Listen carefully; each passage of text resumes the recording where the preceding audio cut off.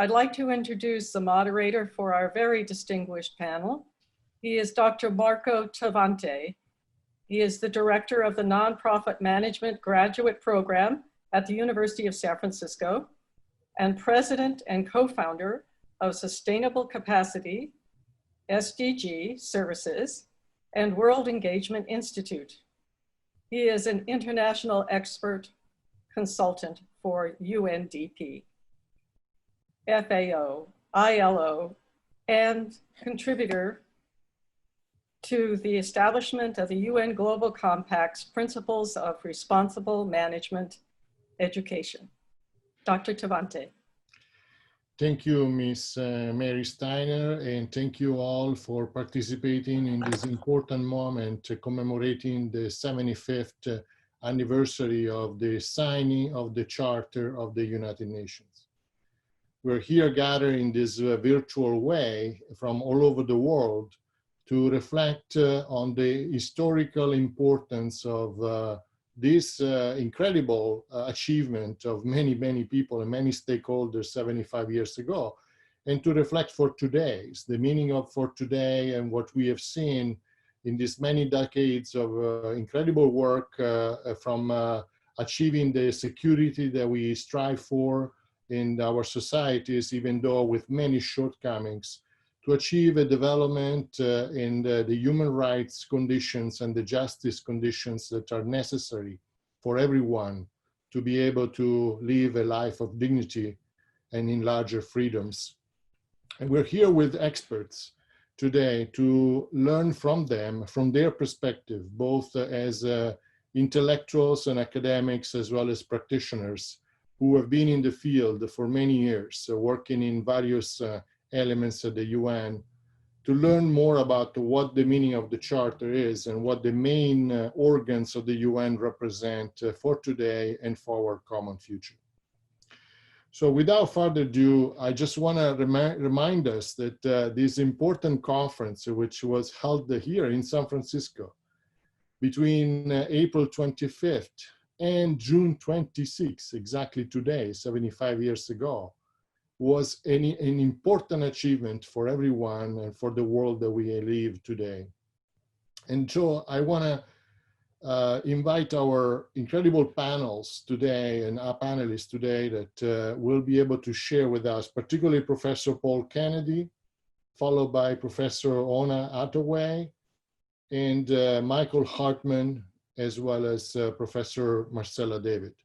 I'm going to introduce them one by one as they come in to give us a little bit of 10 minutes to remark some of these important achievements. And then we'll have more time for Q&A, for discussions that you can submit in your Q&A sessions or Facebook Live. Let me say a few notes about Professor Paul Kennedy. Professor Paul Kennedy is the Dilworth Professor of History at Yale University and founding directors of Yale International Security Studies. Among his many publications, we recall The Parliament of Man, the first definitive history of the United Nations, and also The Rise and Fall of the Great Powers, which has been translated into over 20 languages.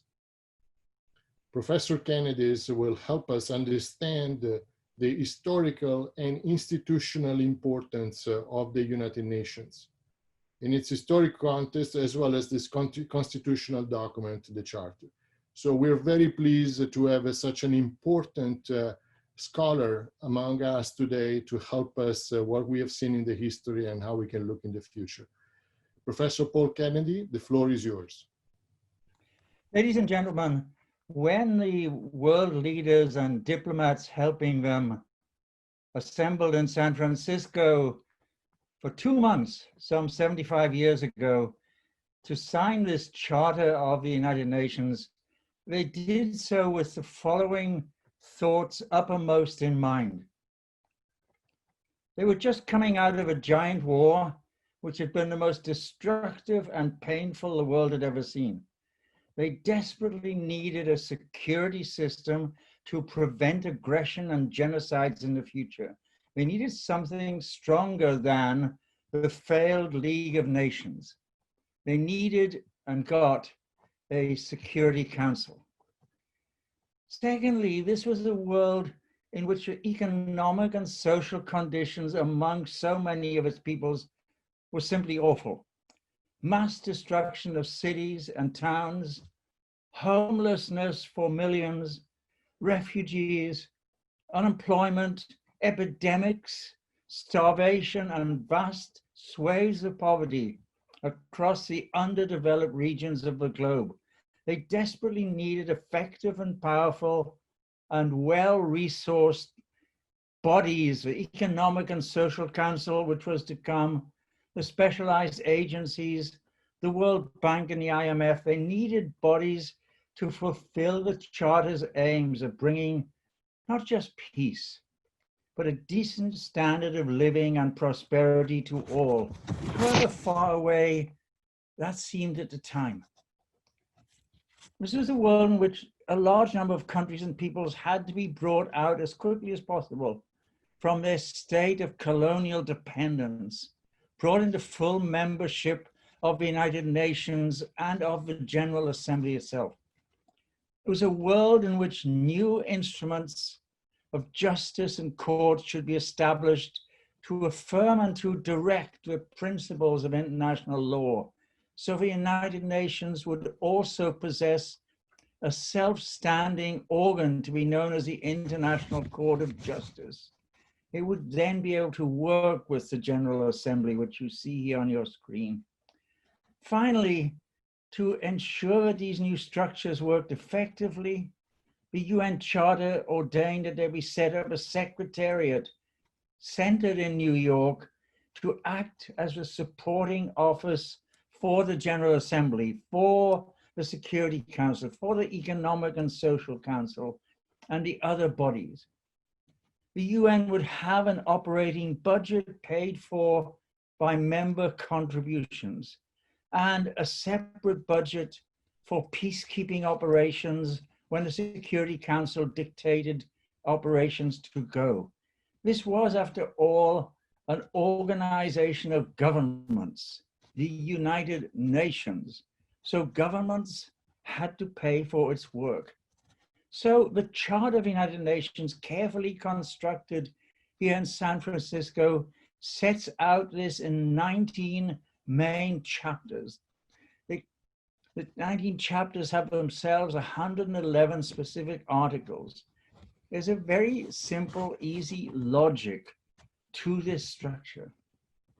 Chapter 1 and 2 outline the purposes, the principles, and membership of the United Nations. All countries are entitled to join the world body, but in so joining, they assume both the obligations as well as the rights of membership. Chapter 3 briefly lists the primary 6 organs of the UN. Chapter 4, with full 13 articles, describes the General Assembly and its workings and powers. Chapters 5 to 7 are the critically important parts outlining the purposes of the Security Council, the settlement of disputes, peacekeeping, and peace enforcement where necessary. Chapter 8 describes the regional arrangements and leads to into chapters 9 and 10 on the vital Economic and Social Council and its many functions. Chapters 11, 12, and 13 describe the now defunct Trusteeship Council. And chapter 14 describes much more succinctly the International Court of Justice, which we'll hear about in a minute. And chapter 15 concludes by describing the Secretariat, and therefore becomes the Secretariat is the 6th principal organ of the United Nations. But it's in the General Assembly of the United Nations that we see all of the nations, large and small, all 193 of them, each with an equal place, coming together in their assembly hall at the UN itself in New York to deliberate, to hear reports, to pass resolutions, to instruct its lesser bodies and officers to pass its budget. It looks in many ways like a Congress or a Parliament of the world even if it lacks some of the powers of a Congress and a Parliament. Some would like it to have more power, but it is the World Assembly that we have. And the world is a better place when it is allowed to work well, when it gets on with our support. This is a particularly significant place for the smaller nations of the globe to be able to have their voice as well as others. So the General Assembly is there for you. It is your General Assembly, ladies and gentlemen. From it relates outwards to the work of the Security Council, to the work of the agencies in the field, to the Economic and Social Council, which reports to it. But this is the Parliament of Man. The rest of these organs you are now going to hear about and the work of what they do. Thank you. Thank you, Professor Kennedy, for this brief but very dense introduction to this important fundamental document of the United Nations Charter. We're pleased to have this overview because it will give us a better understanding in the next conversations of the complexity of this organization, particularly in this kind of central but controversial element that has to do, organs that has to do with the Security Council, as well as the International Court of Justice. The next speaker is actually a well-known practitioner within various peacekeeping operation and rule of law actions on the field, which is Mr. Michael Hartmann. And we are very pleased to have you in our midst because many of those questions that are somehow appear on a theoretical level very good in the design of a great institution often find many stumbling blocks, many difficulties on the ground. So before we get to your introduction, let me say something about you with your little, with a long background, but I'm going to say a few words because we don't have time. But we hope to learn from you from your presentation. Mr. Michael Hartmann is Assistant District Attorney and former UN Prosecutor and Director of Rule of Law in 6 UN peacekeeping missions around Bosnia, Kosovo, Afghanistan, South Sudan, and the Solomon Islands. He was the first UN International Prosecutor appointed for Kosovo, prosecuting war crimes, crimes against humanity, terrorism, corruption, and ethnic hate crimes, including bringing rape and corruption cases against the UN international staff members. He will help us to understand the challenges of keeping security conflict-torn contests while building post-conflict stability and respecting human rights.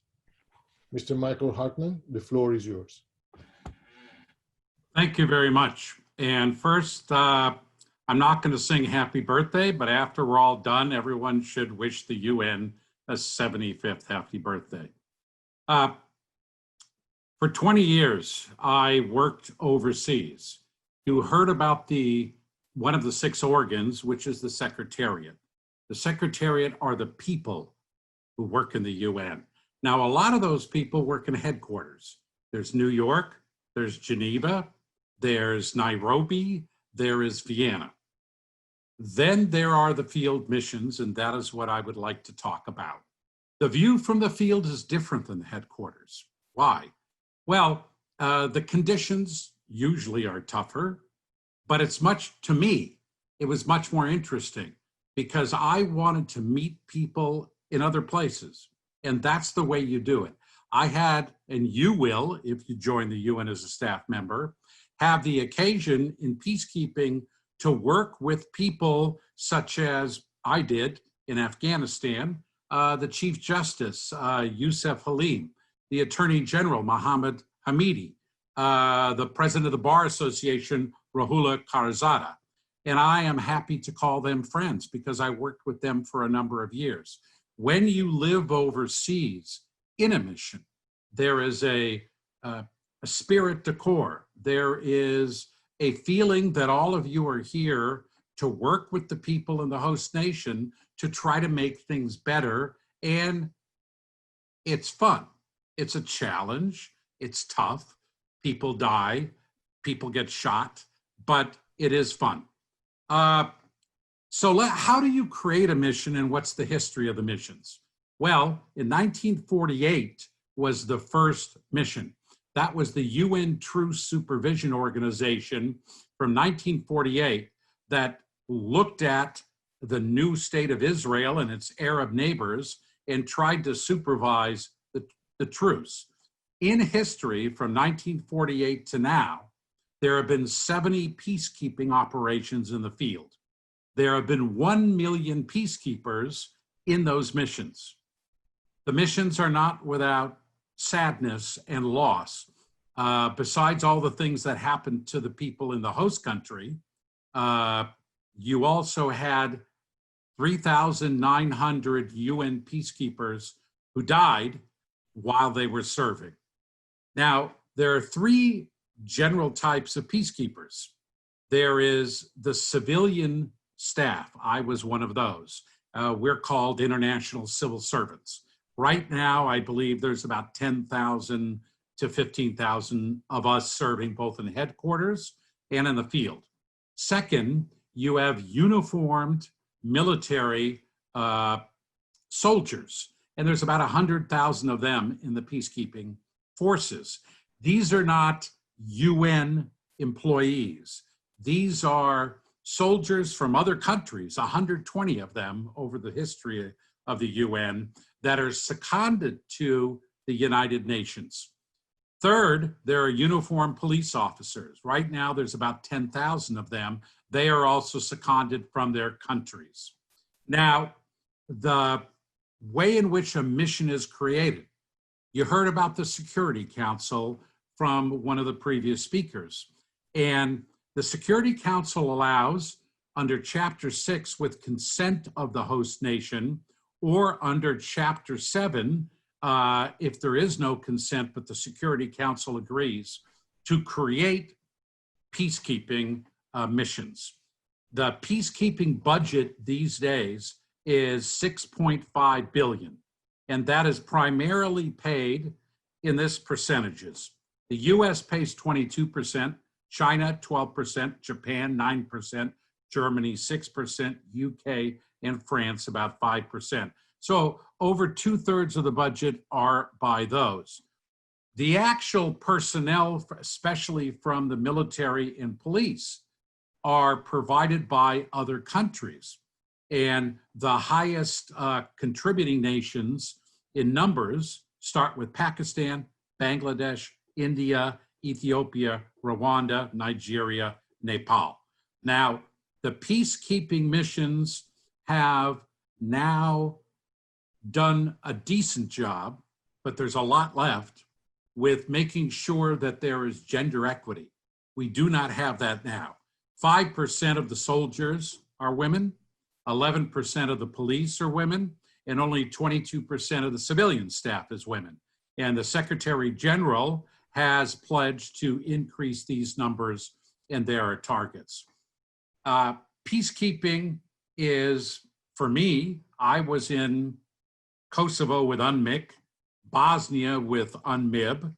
I was in Afghanistan with UNAMA, and I served in an Australian-led peacekeeping mission that followed the UN model in the Solomon Islands. During those times, I worked on rule of law because I'm a prosecutor. So that's what I do. And so let me talk about what happens. Each peacekeeping mission is different. And the way it works is when there is a decision that a peacekeeping mission should be funded and established, the Security Council has to pass a Security Council resolution. That resolution gives a mandate that states what that mission will do. And there's a lot of things that different missions do. Peace negotiations, electoral assistance. For example, I was someone who actually monitored the Afghan election in 2013, 2014. Rule of law in the security sector, working with the judiciary, prosecutors, lawyers, and the lawmaking process, social and economic development. And there are cross-cutting themes that go through all of this. One is protection of and interests of and representation of women. Second, children and them being used in armed conflict, soldiers. And three, protection of civilian. The resolution itself says what the mission shall do. And to give you an example, last time I was there, 2017 December, in Afghanistan, what we had was Resolution 2344 of 2017. Every March in Afghanistan, for example, every year, the resolution is looked at, reevaluated, amended sometimes, and has to be passed again by the Security Council resolution. So, paragraph 6 of Afghanistan said that the UN decides further that the mission shall support the efforts of the Afghan government in fulfilling its commitments to improve governance and the rule of law, including transitional justice, budget execution, and the fight against corruption. So that's one of the things that we worked on. When I talked about the budget of peacekeeping, I'd like to make one point. Some people have said that's expensive. No, it is not. If you look at the number of peacekeeping and peace assistance and political missions, that's a total of 14 plus 25 right now. And that $6.5 billion is 1/2 of 1% of the total world military budget of $1.7 trillion. And of that $1.7 trillion, as you probably know, the US has over about 40% of it. Now, the mandate that we are given in a mission is limited by the budget that we have. And so one of the problems that occurs is when the budget has to be cut, such as when the United States doesn't pay its dues or pays it too slowly. And that is a huge problem because it means we either have to cut back people or aid or assistance. Now, in my remaining 45 seconds, let me bring up 3 issues that we may want to talk about afterwards. One, is there adequate accountability for the UN, both civilians and military peacekeepers, when they are in the mission? If a soldier for the UN commits a war crime or sexually assaults a civilian, how will the UN respond? Second of all, can the peacekeeping missions, and I testified as an expert witness in the UK and the Royal Courts of Justice on this case, can countries violate national laws and constitutions by doing things like keeping prisoners and not giving them to the civilian authorities as those constitutions say? There's a lot more to talk about. We'll do that afterwards with questions. I'm privileged to be on this panel, and thank you very much. Back to you, Marco. Thank you so much, Mr. Michael Hartmann. This is a really dense conversation in relation to the many experiences and expertise that you bring us in this panel. So we look forward to extending those conversations later on in the Q&A.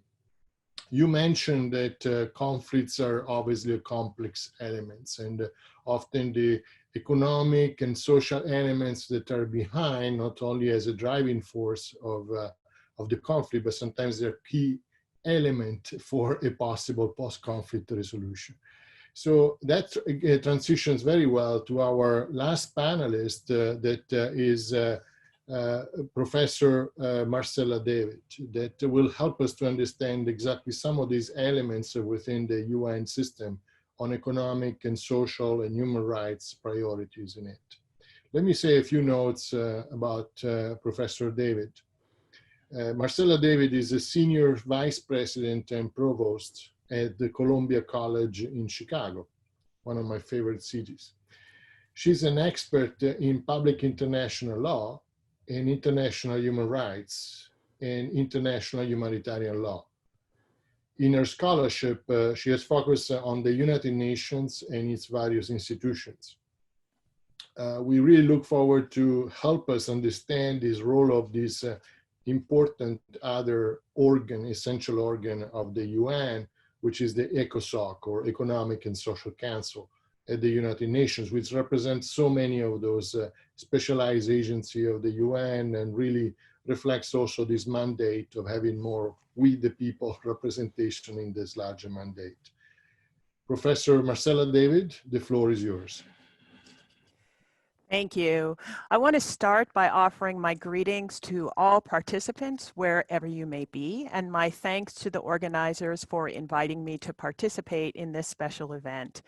In order to stay within my allotted time, I have prepared remarks that I'm going to read, but I look forward to dialogue later on. I have been asked to speak about the Economic and Social Council, one of the principal organs of the United Nations, described in Chapter 10 of the Charter. I think of ECOSOC as being the heart of the UN. And in this, I mean to evoke the biological heart, that hardworking muscle without which life as we know it can exist. Although later I will make reference to the notion of the sentimental heart. The Charter Preamble makes clear the importance of human rights and social development to the work of the UN.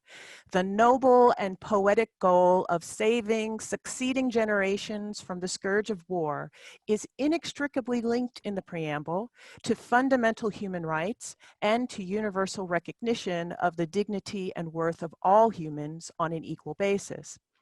In Chapter 10, ECOSOC was charged with the initiating studies and reports with respect to international, economic, social, cultural, educational, health, and related matters, making recommendations with respect to any such matters to the General Assembly and other bodies, crafting recommendations for the purpose of promoting respect for human rights and fundamental freedoms, and drafting international conventions on these topics. ECOSOC quickly went about its work of promoting human rights and equality, establishing the UN Commission on Human Rights and the UN Commission on the Status of Women, both in 1946.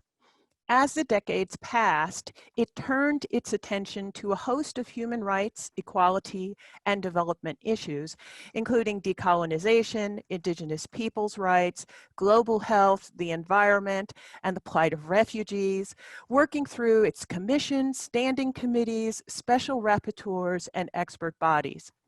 In my view, it stands alone as the body with the greatest reach and expertise to understand, highlight, and influence human rights and the human condition today. And it's in this way that we can truly appreciate ECOSOC as a heart. It has worked steadily and quietly for years, steadfast to its focus both at times of stress and times of repose, pushing a steady pulse of policies, treaties, investigations, and assessments to the General Assembly, as well as supporting the work of myriad other institutions aligned with the United Nations. This is the continuing promise of ECOSOC. But we can also understand that, as with a sentimental heart, ECOSOC has been bruised, broken, and mended, as it has struggled to cope with the same political forces and philosophical differences that have impeded the work of the United Nations since its founding. The story of the UN Commission on Human Rights is an example of these pressures. One of the first two commissions, created by ECOSOC and chaired by First Lady Eleanor Roosevelt, its first charge was to craft a new treaty, referred to as the International Bill of Rights, and intended to provide substance to the promises of the Charter's preamble. Quickly, divisions arose between those states privileging political rights, sometimes referred to as negative rights, and those states privileging economic and social rights, sometimes referred to as positive rights. The two camps loosely followed the allegiances which came to define the Cold War. As the fractious debate continued, it became apparent that a Bill of Rights could not be drafted to bridge the divide. An interim compromise was achieved in the form of the Universal Declaration of Human Rights, passed as a General Assembly resolution in 1948. While the Commission eventually completed its charge in 1954, the Bill of Rights it drafted and that ECOSOC presented to the General Assembly was not one document, but two: the Covenant on Economic, Social, and Cultural Rights and the Covenant on Civil and Political Rights. This compromise allowed the political rights faction and economic rights faction to avoid meaningful compromise by only committing to adhere to the rights each deemed important, with the result of strengthening and not healing the philosophical divide. The covenants were finalized by the General Assembly and opened for signature in 1966 and entered into force about a decade later. Something else happened in the 1960s. The scope of the Commission on Human Rights was expanded to allow it to not just passively study and promote human rights, but also to actively investigate claims of human rights violations brought to its attention. This new role for the Commission allowed ECOSOC to fill the enforcement void that remained as the human rights covenants transitioned from draft language to treaties full in force and enforceable. Action was urgently needed during that time to respond to complaints of human rights violations arising from democracy movements in Latin and Central America, African decolonization and independence movements, and human rights complaints from apartheid South Africa brought by individuals, NGOs, and regional entities. Many welcomed the more active role taken by the Commission. Others were concerned. Now, both the condemnation and approval of the Commission's new human rights investigative powers focused on the same characteristic: the democratic process for selecting which states would have one of the coveted seats on the Commission. Some states complained that this democratic process allowed states with weak human rights records to hijack the Commission, inappropriately shield themselves from scrutiny, and hypocritically sit in judgment of other states. Those in favor of the Commission's expanded authority noted that the UN's core human rights values could not be enforced by the politicized Security Council, and pointed out that the Security Council's permanent members have equally troubled human rights records and wielded the veto power to shield themselves and allies from scrutiny. These political complaints about the work of the Commission were further exacerbated by the continuing philosophical argument over which rights are universal and therefore worthy of Commission scrutiny and international interference: political rights, economic and social rights, both, or neither. Ultimately, in 2006, the ECOSOC Commission on Human Rights was disbanded in favor of a new Human Rights Council, which exists outside of the auspices of ECOSOC, reporting directly to the General Assembly. Because this solution didn't address the tensions which ultimately led to the dissolution of the Commission, the work of the new council continues to be contentious. The Trump administration withdrew from the council, in part because of the council's determination that it would continue to address complaints arising from the situation in Israel and the occupied territories. On the Human Rights Council, unlike on the Security Council, the US has no ability to veto consideration of a topic.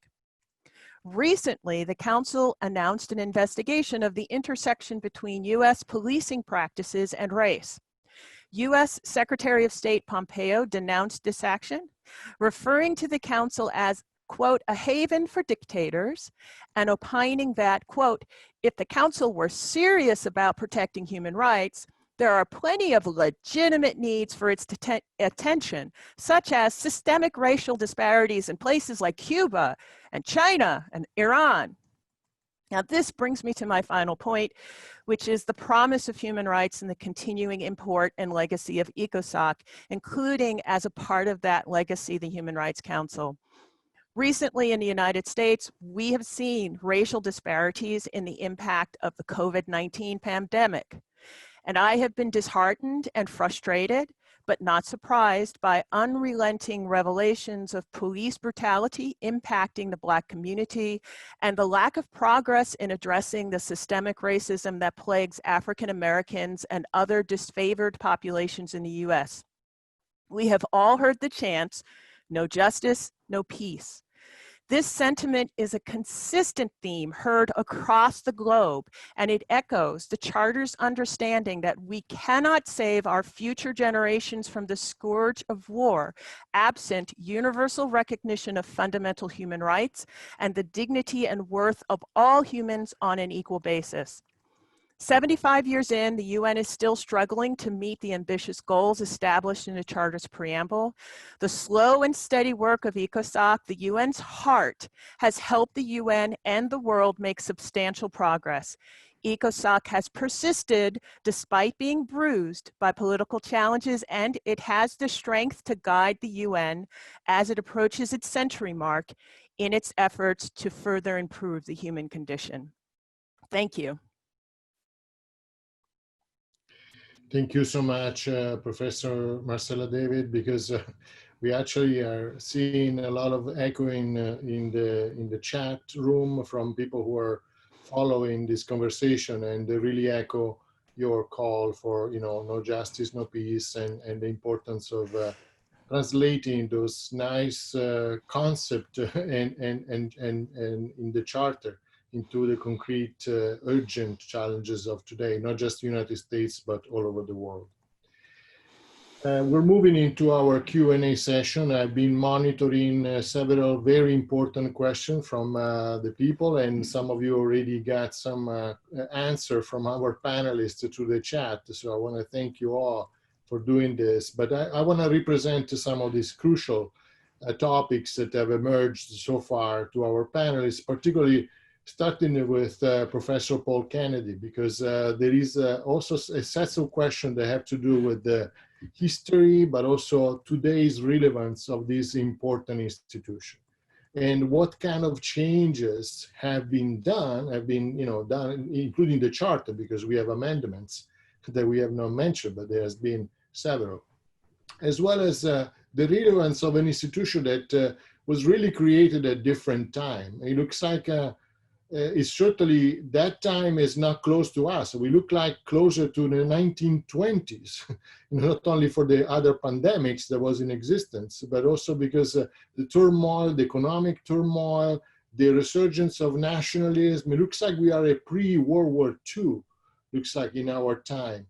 So I'm asking you, as an historian, as someone who has seen a lot of these trends, what is that the UN is, in your view, is still very relevant for today's challenges? And what other elements may need to be changed or reformed or revisited to be ready for the next sets of challenges that we're facing today and in the coming future, so that we don't repeat the same errors of the League of Nations that you mentioned?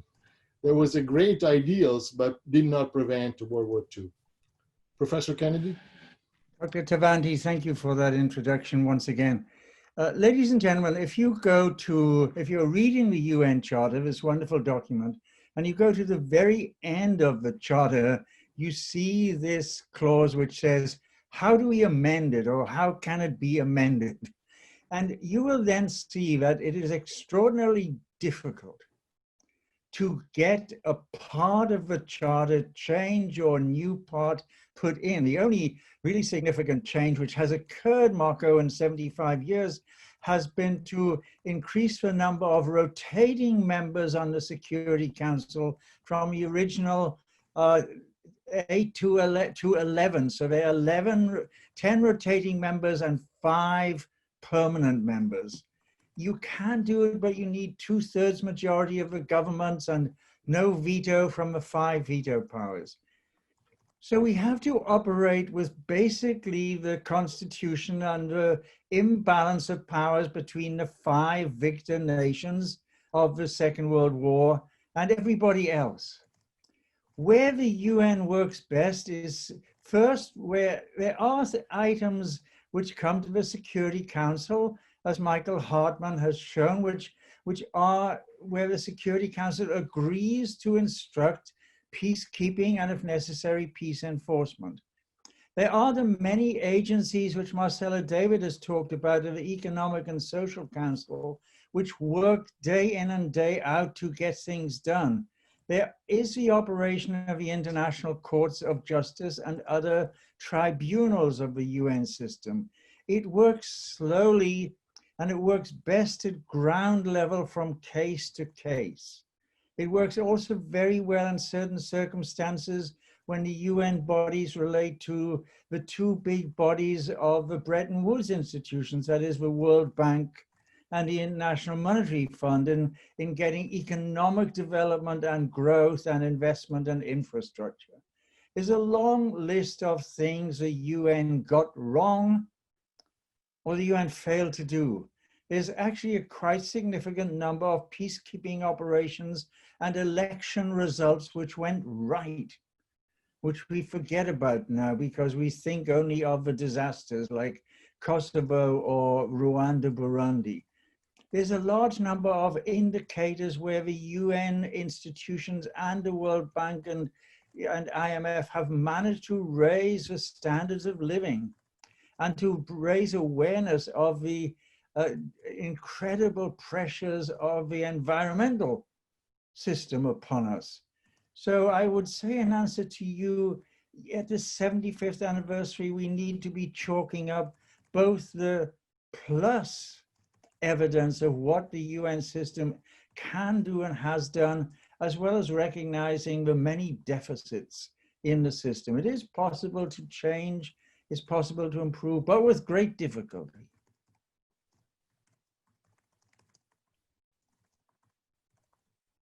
Thank you so much, Professor Kennedy. It's obviously a very complex issues that we are at hand, but it's good to make a pause today in the 75th anniversary and recognize the many, many achievements and many progress that we have seen in this institution. That in spite of the many failures and shortcomings, both in security and other mandates of the Charter, certainly we have prevented many worse situations that we could have had in the last 75 years. So thank you for these inspiring words. I want to ask a question to Mr. Hartmann in his insights from the field, and I want to thank him also for responding directly to the chats to some of the people who are interested about how to join the UN and the career and the volunteer. So I want to thank you for doing that directly. But I want to direct our conversation more into this issue of how do you balance this issue of crimes against humanity versus war crime, particularly in a complex situation. The UN looks like it's a great structure for dealing with state-level type of conflict. But we know very well, including World War II, that many of the civilians often were the target. And often we see many non-state actors that are more and more prevalent in any type of conflict and violence that are not declared war. So they don't fall under this jurisdiction of war, crimes, etc., but fall into other elements. We have seen the response to the Rwanda genocide, the shortcoming of the UN. We have seen all in the movies, Hotel Rwanda. But we also have seen other shortcomings in the less known movie, but The Whistleblower, which I invite everybody to watch, that has to do with the abuse of peacekeepers in Kosovo for human trafficking and so forth. And they benefit from their kind of immunity stuff. So my question to you is, like, in these complex situations, how do we make sure that we guarantee a more peacekeeping and security on the ground with this complexity of issues, in spite or in support from this UN system of Security Council resolution that you mentioned and so forth? Michael? Thank you, Doctor. Let me start with the idea of there should be accountability for UN staff members, and that's both civilians as well as the military. First, when the UN is going into a host country, and I can talk about Kosovo, Bosnia, South Sudan, Afghanistan, the UN will not go there until the host nation signs what's called a status of forces agreement for the military forces and status of mission agreement for the civilian forces. And that says that if any of the UN staff or military does a crime, then in that case, the national authorities do not have jurisdiction, as they normally would, to prosecute them. If I, as a civilian, go to a different country, commit a crime, then I can be prosecuted not just when I come back to the US, I can be prosecuted in the country that I am in, not for the UN, unless for the civilians, the UN waives immunity. When I was in Kosovo, one of the few examples of where the UN had government, including judicial powers, we were allowed to prosecute staff members if the SRSG waived immunity. And that's why you mentioned in my introduction, rape, domestic violence, murder, corruption, vehicular homicide. I prosecuted UN staff members because they committed those crimes.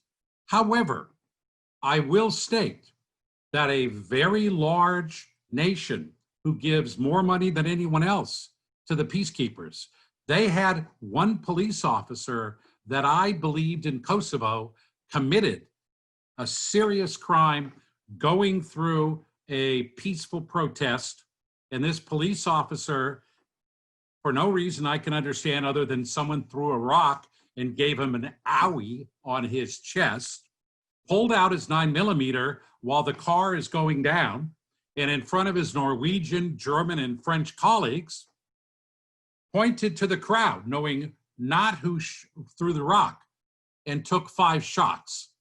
That was criminal. That would be criminal in this country, US. That's criminal any place. I did the memo asking for waiver. Unfortunately, you mentioned The Whistleblower, where that's a great movie, I recommend it too, where the United States contractors and the US immediately took care of it by getting the person out of the country and no prosecutions occurred. In this particular case, all the way up to the top, Kofi Annan decided not to waive immunity. He did for all the other countries' staff members, but not for this particular very large country. And it was very upsetting. So politics play an example, because if a large, well-connected country says to the UN, you think about waiving immunity, and I'm going to pull all the police that we have put in Kosovo, that's going to deter the the UN. So my point being that, unfortunately, the nation states will protect their own folks sometimes instead of having justice be done.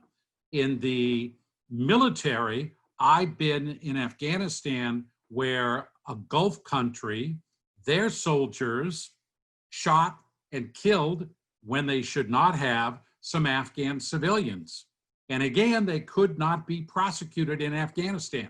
They were not prosecuted back home. The French peacekeepers in the Democratic Republic of Congo and Central African Republic who sexually assaulted girls, as far as I know, I have not heard that they were actually prosecuted, even though that came out.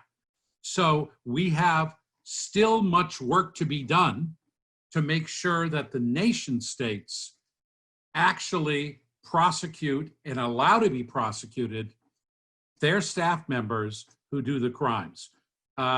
Last, as I wrote in the text to someone else, I do want to point out that a lot of times where you have what appears to be at some point what looks like a civil war, you have a problem, because the authorities call those who call themselves freedom fighters, they call them terrorists. That's what we have in Afghanistan. Some people say the Taliban are freedom fighters. There are people, citizens of Afghanistan, residents who support the Taliban. There are others who support the government. And to say one side is always good, one side that we support or we help, and one side is always bad, that is not the truth. If you take a look at UNAMA, that mission, this is the last thing I'll say, it's online. You can Google or duck it and find where UNAMA is. And if you look at their reports, the human rights report shows in, I think it's 2019, for the first time, the government we support and NATO, that is the military component that we are there with, killed more innocent civilians than the Taliban and ISIS and the anti-government forces, mainly because of airstrikes, which kill a lot of civilians. And there are arguments that some things that happen, like Médecins Sans Frontières, their hospital was destroyed by a US A-10 Warthog, dozens killed. Some argue that's a war crime. We are unaware whether the military actually punished anyone there. So it's never black and white. It is never one side good, one side bad. And accountability means we have to hold ourselves accountable, and we have to hold the host nation accountable as well. Thank you, Mr. Hartmann, for this insightful explanation of these complex issues.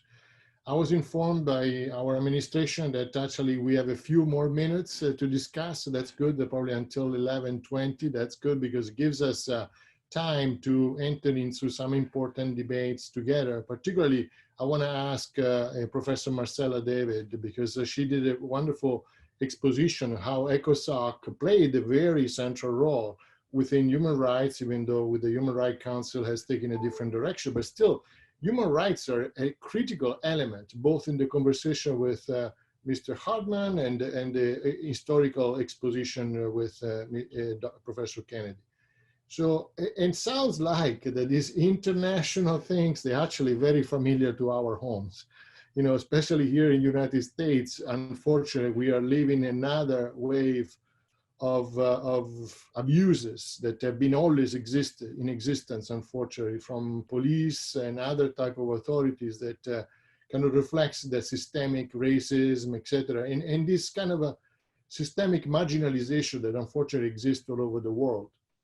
So I'm asking you, with your expertise and your experience, you know, how can we project a future where we can actually learn from these examples at the United Nations, because there are many lessons to be learned that perhaps could be helpful, you know, for our own problems at home here in the United States or other type of countries that may struggle with their own national problems.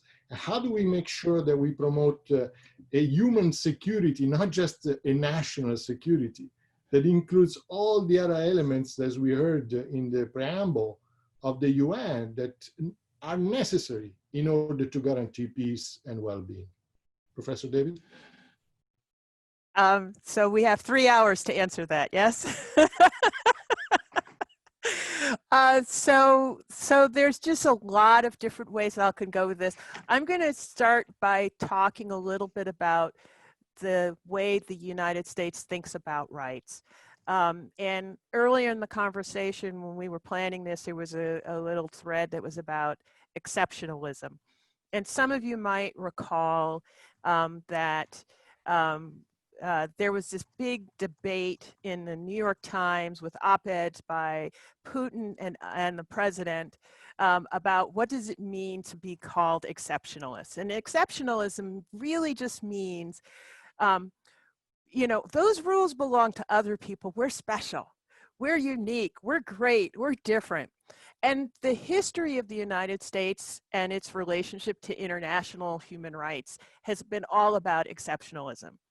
in the 1950s, when Refugee Convention and other conventions were put to the United States Senate for approval, in the 1960s, when the Bill of Rights, the Economic and Social Covenant and Civil and Political Covenant was put in front of the United States, when the Convention on Eliminating Racial Discrimination, when the Convention on Eliminating Discrimination Against Women, when the Convention on the Rights of the Child, all of these things are put forward, you see in the legislative history senators saying, what can we learn from those other people?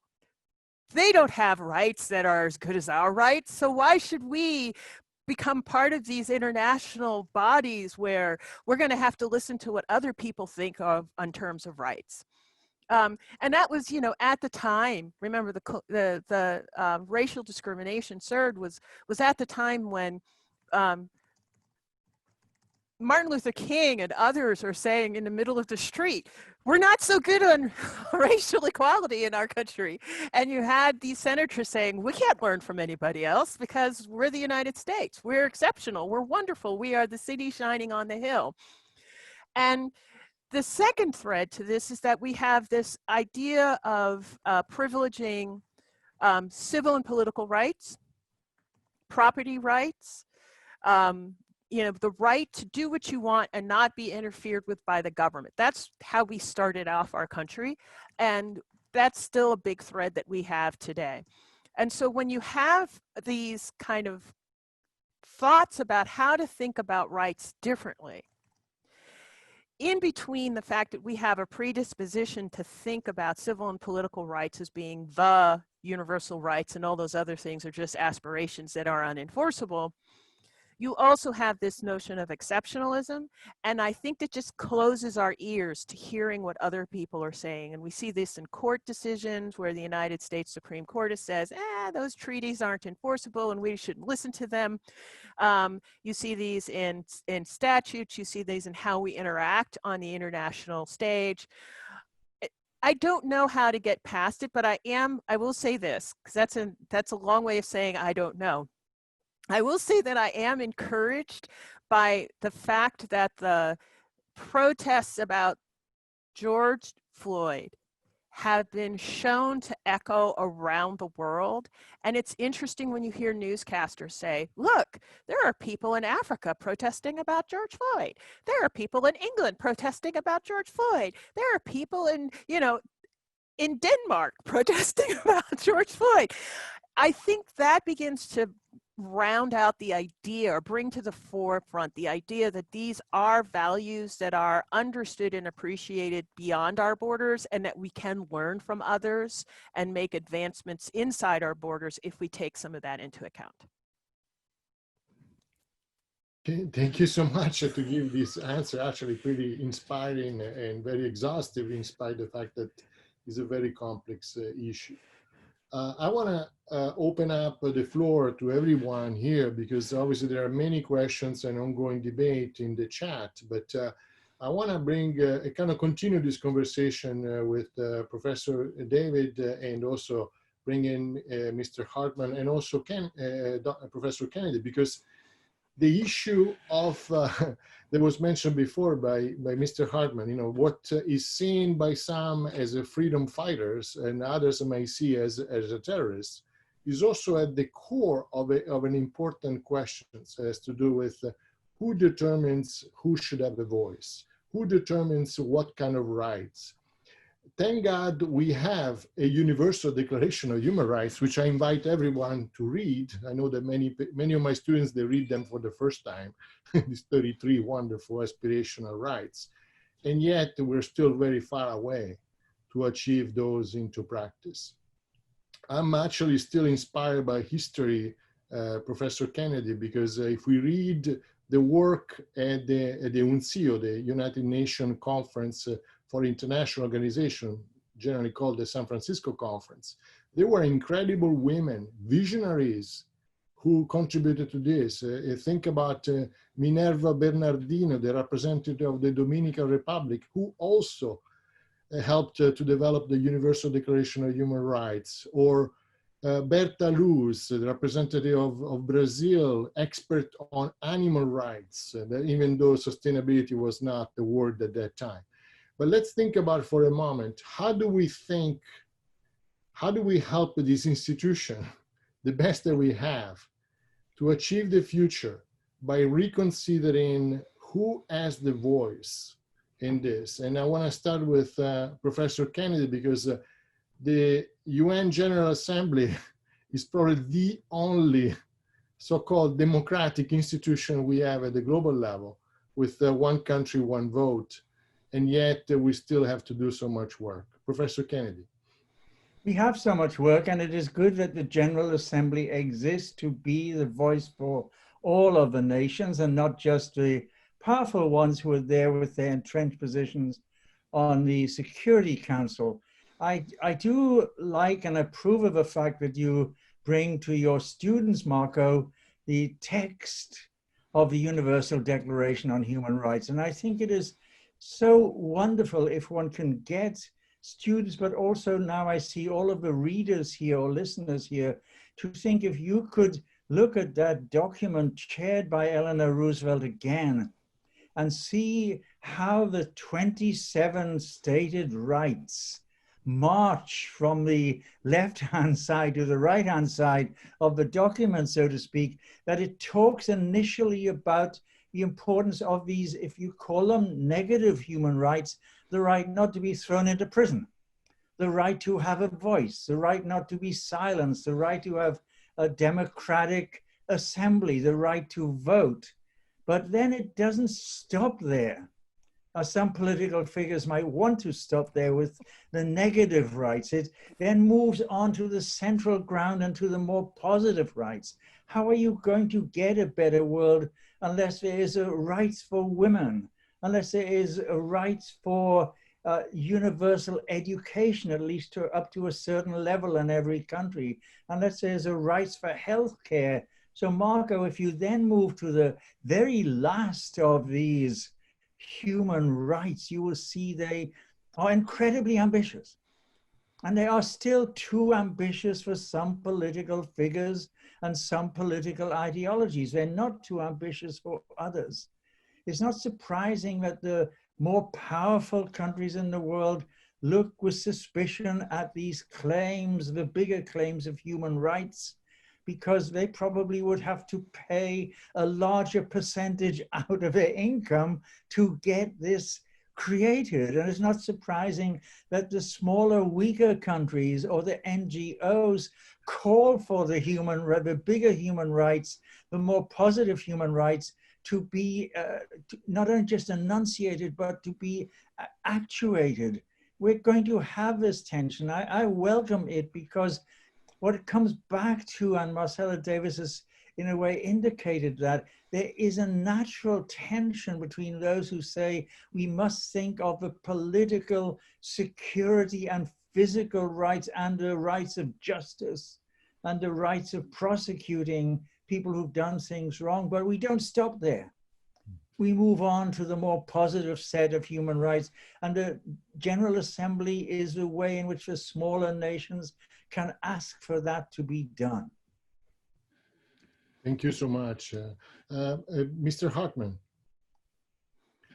do you have anything to add to this conversation regarding human rights at the center of the conversation for the future of this institution and the better world? No, I agree completely. I'm a prosecutor all my life, and I believe very strongly in justice and accountability. But justice and accountability, which some people look at as just punishment, but it is more than that, is not just where you stop. And that is why you see, even in the domestic sphere in the US, a greater focus on the victims' rights, as well as the rights of those who are being held accountable.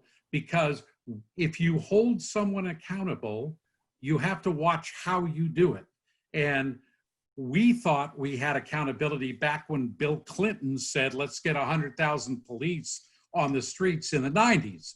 Now we look back and say, oh my God, that was where we started. Well, not started, but that is where we increased mass incarceration, especially of ethnic minorities. We now look at that as a mistake.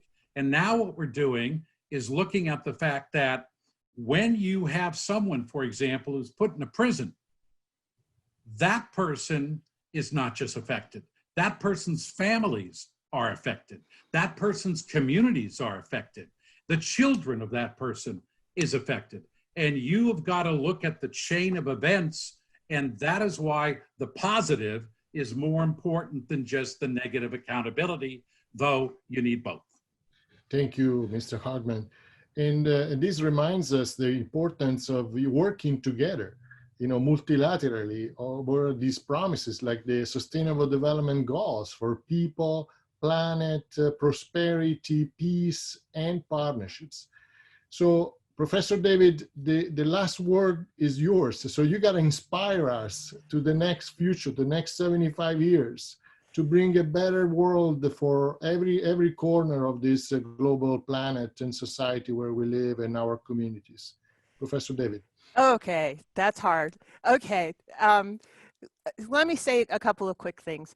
First, the United Nations was started on a pragmatic foundation, which was we need to give certain powers and authorities to 5 permanent members, the winners, because if they don't want to get involved, and if they don't have an interest in using this organization, then the organization is going to end up like the League of Nations. It's not going to work.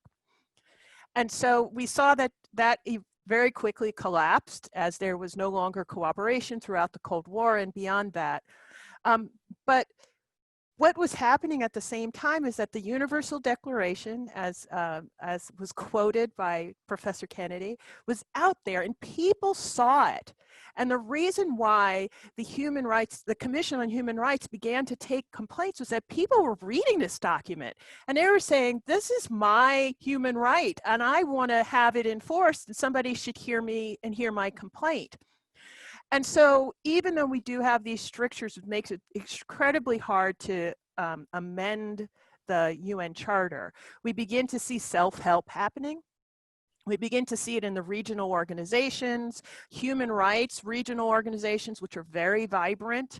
We begin to see it in non-governmental organizations being able to take these documents and these principles and move them forward. So while there are indeed some days when I wake up and I say, why am I a professor of international law? There really is no international law. The world is coming to an end. There are many other days when I wake up and I still see the promise of it. And I think it is because this framework, this pragmatic and completely imperfect and frustrating framework has still managed to be adjusted, adapted, circumvented, pulled, pushed to help still create progress moving forward. And so that's how I can end it. It's very inspiring, and I want to commend every one of you for your presence, for giving us your insights, obviously including Professor Ona Attaway that has been sharing with us her insight on the Security Council and International Court of Justice. I just want to conclude by giving some words of inspiration for everyone, because we are inspired. Those of us who had the privilege to work in this incredible institution in the different channels that he represents to make the world a better place, we surely are inspired by many colleagues and friends who have the same passion for having better solution for the present and the future. So I invite everyone to look at the UN 2030 agenda, because this is the blueprint for a better world, a blueprint for better justice in our communities. Have a look.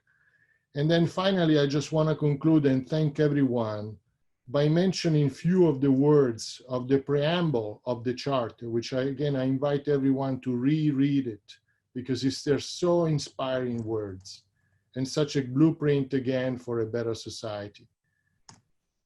We, the peoples of the United Nations, determined to save succeeding generation from the scourge of war. And he says then later, to reaffirm faith in fundamental human rights, in the dignity and worth of the human person, in the equal rights of men and women, and of nations, large and small, and to establish conditions under which justice and respect for the obligations arising from treaties and other sources of international law can be maintained, and to promote social progress and better standards of life in larger freedom.